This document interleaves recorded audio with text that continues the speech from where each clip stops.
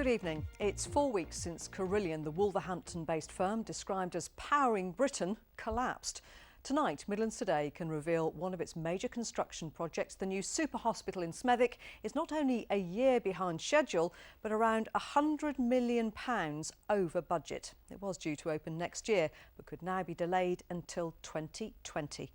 Our business correspondent, Peter Plisner, has this exclusive report.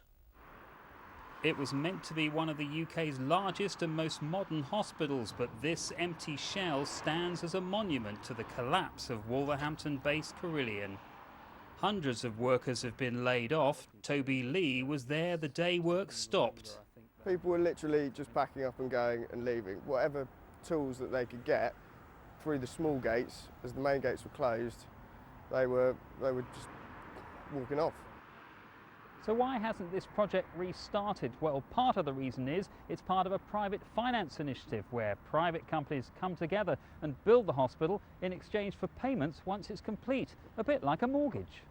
Construction was being overseen by a special PFI company which had 3 shareholders. Carillion had a 50% stake in the company, and that was matched by another local firm called Duke Hill Developments Limited with a 40% stake. The remaining 10% was held by a government company called IUK Investments. Duke Hill appears to be linked to the Black Country development firm Richardson's.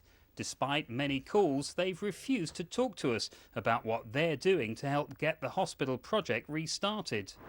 I understand that part of the problem is the banks who have been lending to this mammoth scheme. They're now being asked to fork out many millions more than was originally planned. If they don't provide the money that's needed, then the government may have to step in, meaning the taxpayer will pay even more for this new hospital. Local MP John Speller maintains that the private sector should be responsible. They need to be really progressing with the lenders and also with getting a new contractor involved and getting those subcontractors back on site to finish this hospital, which after all is already 2/3 completed. Refurbishment work on a nearby food outlet is the only construction work going on around here. Contractors who worked on the hospital scheme say they'll only come back if they're paid what Carillion owed them.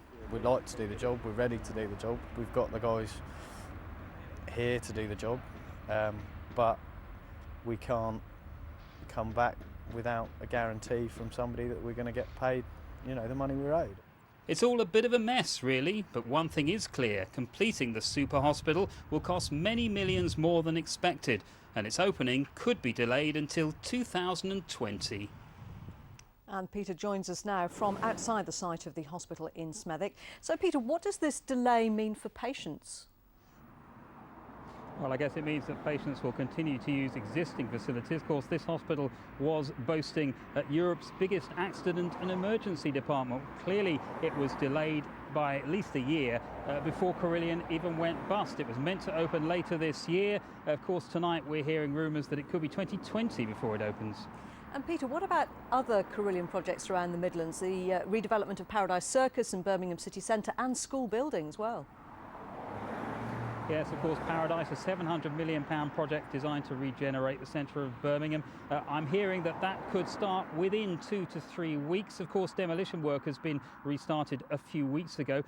A contractor that will build the second phase of the project, I understand, is likely to finish off what Carillion started. Bad news on the schools front. New schools, we're not hearing much news about that, apart from the fact subcontractors are telling me tonight that some schemes may be mothballed.